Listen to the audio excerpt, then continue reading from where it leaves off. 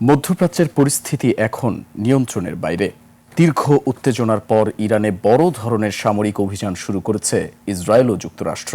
Tehran সহ ইরানের ২০টি প্রদেশে একযোগে হামলা চালানো হয়েছে। এই হামলায় ইরানের প্রতিরক্ষা মন্ত্রী আমির নাসির জিয়াদেহ নিহত হয়েছেন। তবে অক্ষত আছেন খামেনি। অন্যদিকে ইরানও বসে নেই। তারা ইসরায়েল ও মার্কিন ঘাঁটি লক্ষ্য করে পাল্টা ক্ষেপণাস্ত্র নিক্ষেপ শুরু করেছে। বিস্তারিত তাফসির ফিজার রিপোর্টে। ৭২ ঘন্টা ময়েশ্চার লক সমৃদ্ধ লিলি বডি ওয়াশ শিয়া বাটারের গুডনেস স্কিন রিপেয়ার করে রাখে সফট ও গ্লোয়িং।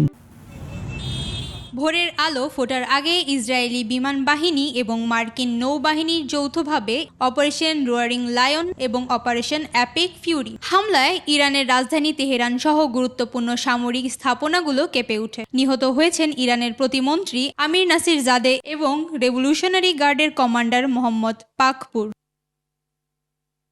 এ হামলায় ইরানের ৩১টি প্রদেশের মধ্যে অন্তত ২০টি প্রদেশে এর প্রভাব পড়েছে। হামলায় ছোড়া রকেটগুলোর মধ্যে একটি রকেট ইরানের স্কুলে আঘাত হানলে এতে বহু শিশুসহ হতাহতের খবর পাওয়া যায়। এই হামলার পাল্টা জবাবও দিয়েছেন ইরান। তারা ইসরায়েল এবং মধ্যপ্রাচ্যের মার্কিন ঘাঁটিগুলোর লক্ষ্য করে শত শত ক্ষেপণাস্ত্র ও ড্রোন ছুড়ে। এর ফলে কাতারের রাজধানী দোহা এবং আল উদেদ মার্কিন ঘাঁটি ছাড়াও Bahrain, Kuwait, Iraq, Dubai, Saudi আরব সহ কয়েকটি দেশে এর প্রভাব পড়ে। মার্কিন নাগরিকদের সুরক্ষার স্বার্থে ইরানের হামলার দাবি ট্রাম্পের। ইরানের পরমাণু কর্মসূচি ধূলিসাৎ ও ক্ষেপণাস্ত্র সক্ষমতা নষ্ট করাই এই হামলার মূল লক্ষ্য। এদিকে ইসরায়েলের প্রধানমন্ত্রী বেনিয়ামিন নেতানিয়াহু জানিয়েছেন, ইসরায়েলের বিরুদ্ধে ইরানের অস্তিত্বগত হুমকি মুছে ফেলতেই এই চরম পদক্ষেপ।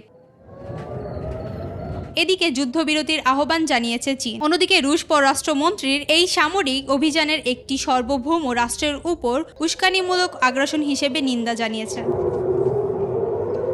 বর্তমানে ইরান সহ মধ্যপ্রাচ্যের দেশগুলোর আকাশসীমা বন্ধ।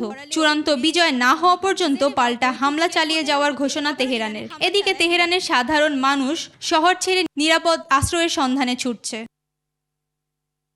তাফসির ফিজা, নিউজ ডেস্ক, ২১ টেলিভিশন।